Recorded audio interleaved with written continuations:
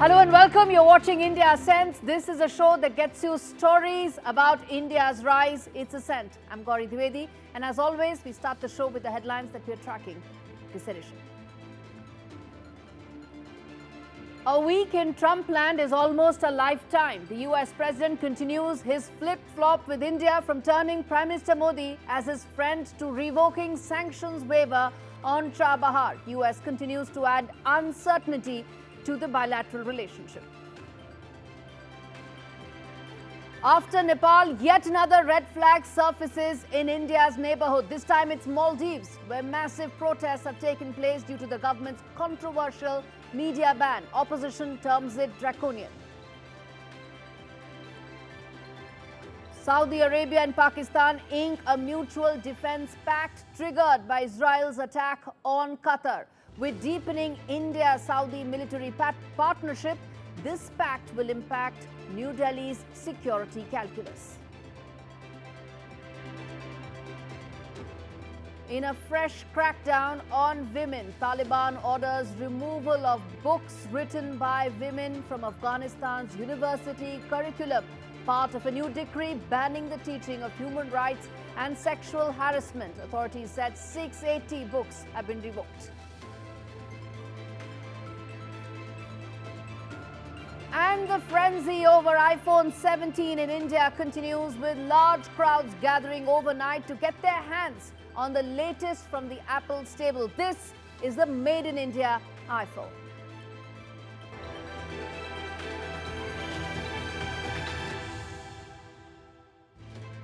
Well, viewers, the big story this week on India Ascends is once again the neighborhood. Now, just a week after Nepal faced intense turmoil, after Gen Z protesters shook the country, took to streets and toppled the government, there's fresh trouble that's brewing in India's neighborhood. This time it's the Maldives, where after the Maldivian government passed a contentious media bill which gives it unchecked power, journalists have said, and they're appealing to the country's Supreme Court to repeal these laws, which they say are going to stifle media voice completely, even as steep fines are actually proposed in the bill. The Modi government is not taking this lightly. They are detaining anyone who's opposing them, probably learning their lessons from Nepal. But the democracy in Maldives is under siege right now. How much will this impact the entire region? How much will this destabilize Indo-Pacific? Remember, Maldives is a very strategically located country in the entire Indo-Pacific. Could this impact the Modi government's future as well? This report has all the answers for you, and then we come back and decode its larger implications for India and the entire region.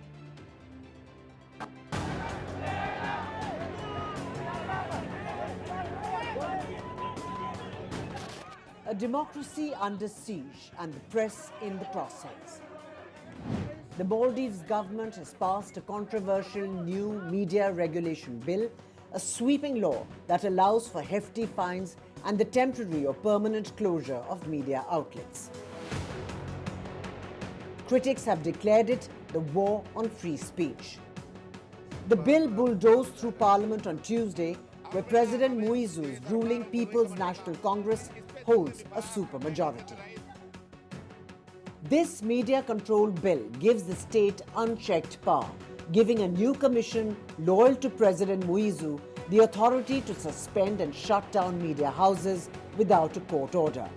While the bill seeks to curb defamation and misinformation, it fails to clearly define fake news, with journalists facing fines up to $1,620 and media companies up to $6,485 for violating the law. As the bill passed, chaos erupted inside and outside Parliament. 7 opposition MPs were forcibly removed, protesters detained, and journalists manhandled. Riot police cracked down on spontaneous protests, arresting at least a dozen. While the government defends the law as a tool to protect Islamic values and national interest, activists and media watchdogs are calling it state censorship disguised as regulation. Maldives, now a high-end tourist destination, has had a checkered democratic past. Many now fear the island nation is at risk of rolling back democratic gains made since 2008, when the country transitioned from 3 decades of autocracy under Maumoon Abdul Gayoom to a multi-party democracy. For New Delhi, which recently reset ties with Mali, this crackdown could complicate a critical relationship. Maldives remains a strategic player in the Indian Ocean, but any volatility and instability in the nation may spill over on the entire Indo-Pacific, a risk New Delhi cannot afford to take. Now, viewers, there's a lot of volatility right now in India's entire neighborhood. There have been regular eruptions that have been happening, unfortunately, with alarming frequency. Bangladesh erupted last year due to student protests, which quickly descended into complete chaos and anarchy. A similar template played out in Nepal. And now, in fact, it's happening in Maldives. Earlier, it took place in Sri Lanka as well. The question that we are asking is, who stands to gain with this volatility? Who benefits from the entire region being in uncertain times? And who makes deeper inroads when civilizational and cultural ties with India get tested during such revolts? The answer to these questions will determine and shape India's relations with our entire neighborhood going forward.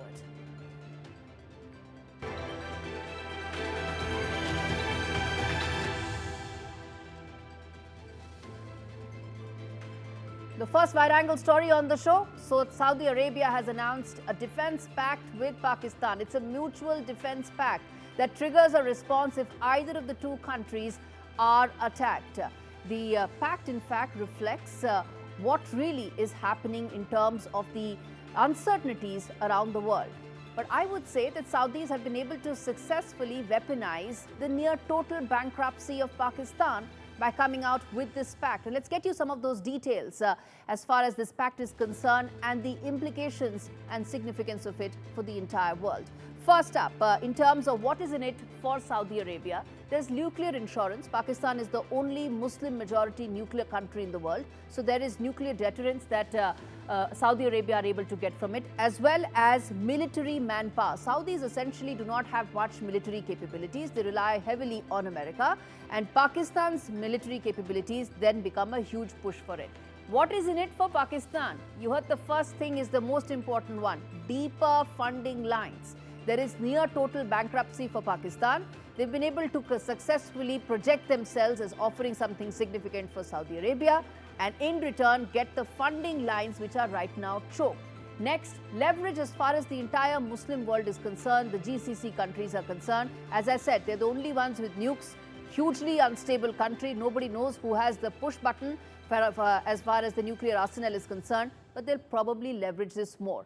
Now let's get you the implications of what this means for the global impact.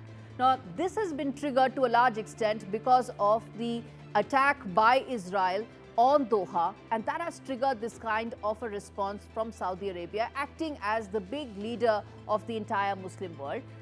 Pakistan's nuclear arsenal can target Israel. So Israel, Tel Aviv will have to do a lot of focus in terms of how they look at their deterrence from here on, more closer ties between America and Israel in the wake of Pakistan's nuclear capabilities targeting Israel.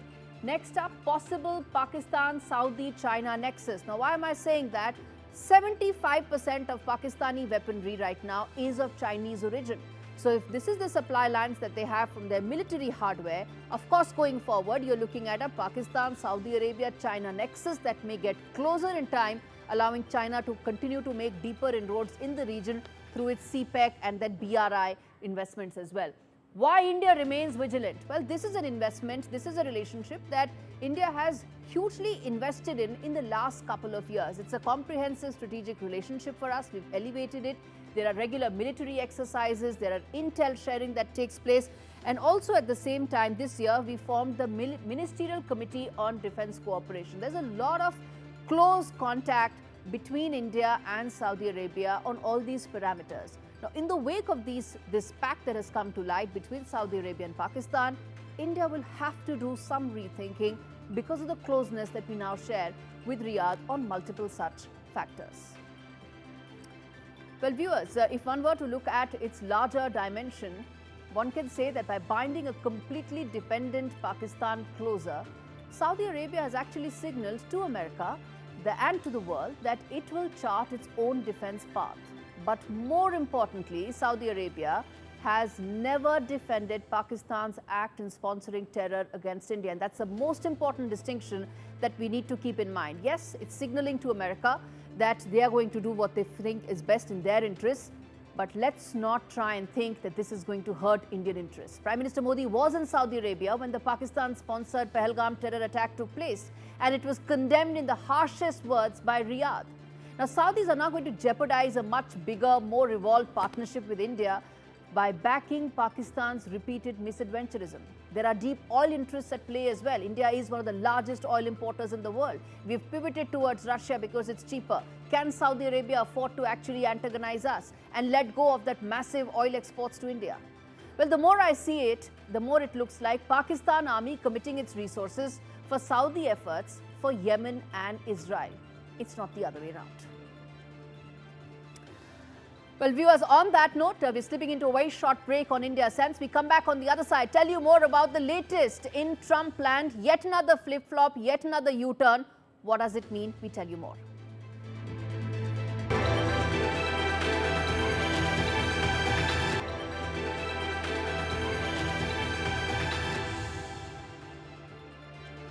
Well, viewers, in the last 48 hours, so much has happened in the India-US partnership that it's hard to keep pace. On one end, Donald Trump is extending praises on India and Prime Minister Modi, and on the other end, there are efforts to squeeze New Delhi to bring it on the negotiating table. This time, there is an India-specific punitive measure that's been leveled by Donald Trump. And in fact, let me first take you through the flip-flops and then get you to the sweet talking that Donald Trump is trying to do in the hope that nobody is going to see through it. Let's get you some of the flip-flops that is actually done. Now, first and foremost, he's actually called Prime Minister Modi his friend. This is as part of the birthday greetings that Donald Trump had extended. He'd even termed him doing a fantastic job. Next up, India-US teams, trade teams held trade talks. The representatives met. This was not a trade talk per se, but leading up to it, a precursor to trade talks. Even that had actually been completely frozen. So this was a positive movement forward. Now look at the other flip-flop that has happened. Then it dubs and clubs India in the list of the drug transit countries. There are a bunch of countries that have been identified because the US wants to crack down on fentanyl, and India has actually been clubbed in that, along with Pakistan, China, Afghanistan and several others. The second flip-flop that Donald Trump has done is it has revoked the sanctions waiver for Chabahar port. This is an India-only measure, viewers, and that's why it's so important. Chabahar port is India's response to China's Gwadar. It ensures that India has a strategic play in that region, something that America has actually backed in the past, which is why there was a sanctions waiver.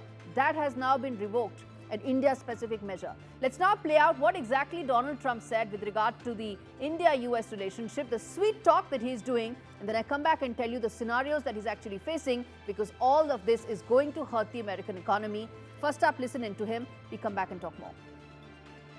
And as you know, I'm very close to India. I'm very close to the Prime Minister of India. I spoke to him the other day, wished him a happy birthday. We have a very good relationship. He put out a beautiful statement, too. We have, but I said, you know, I sanctioned them. China is paying a very large tariff right now to the United States. But I'm willing to do other things, but not when the people that I'm fighting for are buying oil from Russia. If the oil price comes down, very simply, Russia will settle. Okay, so that is what Donald Trump was saying. And now let's play out some of the scenarios that lie ahead for the India-US relationship and for Donald Trump himself. First and foremost, the first scenario, which is there, that India-US reach a limited trade deal. They focus only a few aspects of their bilateral trade and leave out some of the contentious issues, which is agriculture, corn, soya bean. Those are the most contentious issues. Leave them out, take a limited trade deal and move the relationship forward. The second scenario, Donald Trump pushes ahead for a full trade pact. He says that he's committed to his MAGA base and he's not going to move ahead till the time he puts agriculture at the center of those talks. And the moment that happens, the deal is unlikely to go any forward, simply because there are some deal breakers on both sides. India cannot allow complete access to American corn and American soybean because it's completely on GM, and that means both sides harden their stance. And what does US do in return? Trump do in return? It continues to sanction India with regards to Russia war, thinking that that's the leverage it has. Again, something that's likely to backfire, because how long will you keep telling your MAGA base that you're not being able to get a trade deal? Third scenario that, in my opinion, is probably the most likely to happen: weak American economic data that forces Donald Trump to suspend tariffs. Fed chief has already said that there are going to be 2 more rate cuts. The job growth has actually been lower. Inflation is rising in the US. All of this is going to come back and bite the American public, and they're going to ask Donald Trump that you promised us the moon with those tariffs. Look what is happening. The sooner that happens, in all probability, that's when Donald Trump is going to see that these tariffs are not working.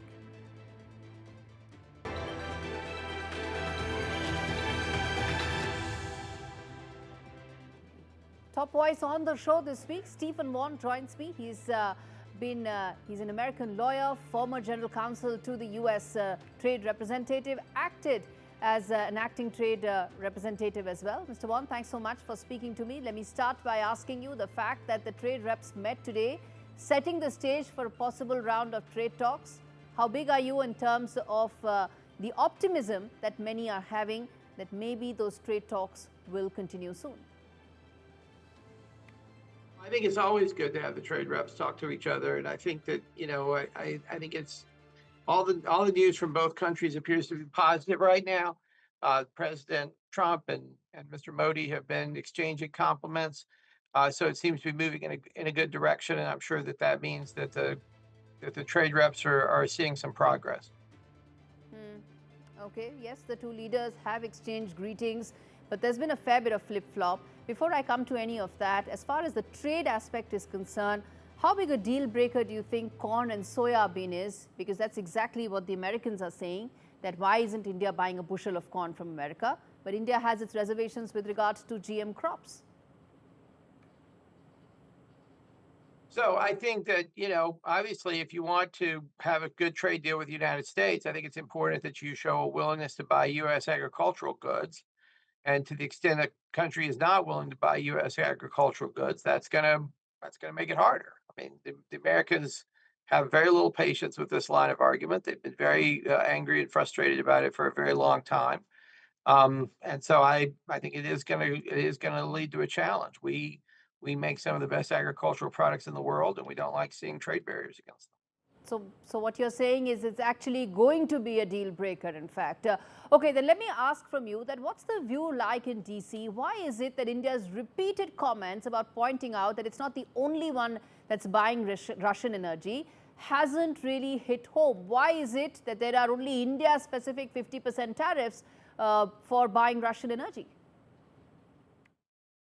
I don't think that's the right way to think about it. I mean, I think the right way to think about it is that the president looks at each relationship and is making a decision on a country by country basis. So with respect to China, we put more sanctions and tariffs on China than we have on anybody else, and more sanctions on China than anybody else has put on them. So I think we've been very tough on China. I think in terms of the Europeans, the president obviously had a lot of tariffs for the EU as well, and they eventually came to the table and made a deal. And India had the same. He told everybody about the August 1st deadline, and some countries met the deadline, and some countries didn't meet the deadline. So I think each country is sort of being judged on its own basis, and I think I don't think I don't think it's a good idea to say, well, because you did this for this country, you should do the same thing for us, or because we're in the same position. It's not a question of kind of this comparison or that comparison. It's a question of how the president sees the overall relationship. And I think he's expressed grave concerns about the situation with Russia. And you're hearing him tell the Europeans right now that he's willing to do more vis-a-vis Russia and China if the Europeans are willing to do the same. So I think that I think India should really I don't think it's going to be a good idea for India to constantly be bringing up other countries. I think India needs to understand that the US has certain questions and issues for India, and they should be negotiating on that basis.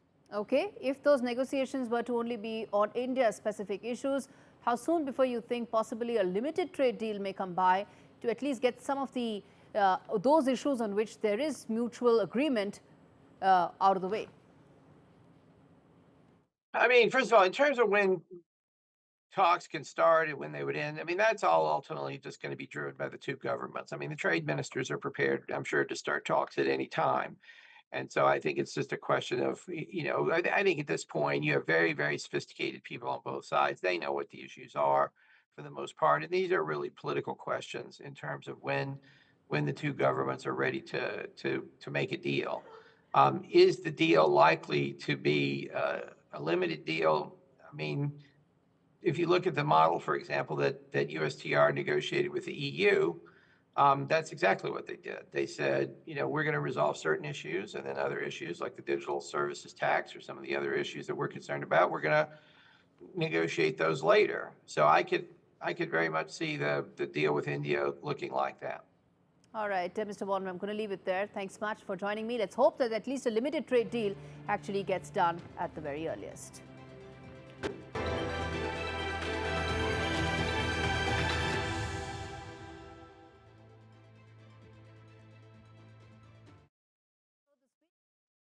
Make in India initiative is in overdrive, from luxury jet engines to drones to laptops and beyond. Global giants are now betting on India and a push that's likely to create more jobs, greater investment and foster growth as well, and paving the way for India to be the next world's biggest manufacturing hub. From Rolls-Royce to Samsung to iPhone, every big company, every big name is all set to be here and set up shop and manufacture more. This report tells you why India is the next big manufacturing destination.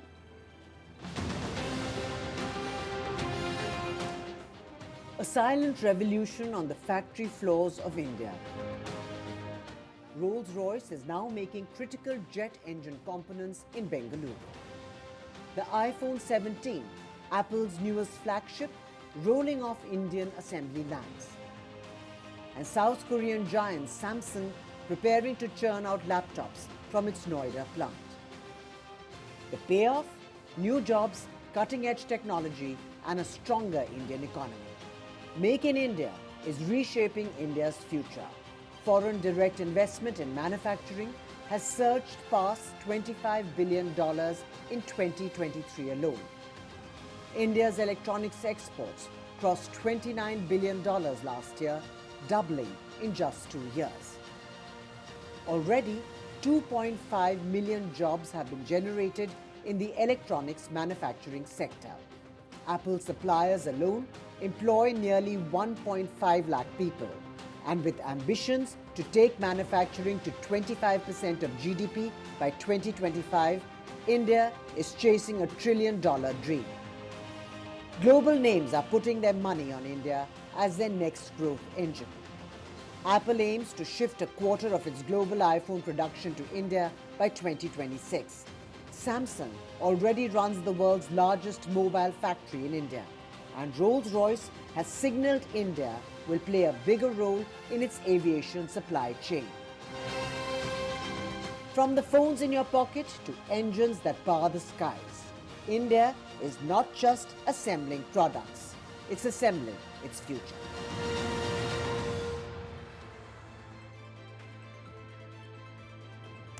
Well, with that, it's a wrap on the show. Thanks so much for watching. Next week, we come back with yet again more stories that tell you about India's rise and its growth.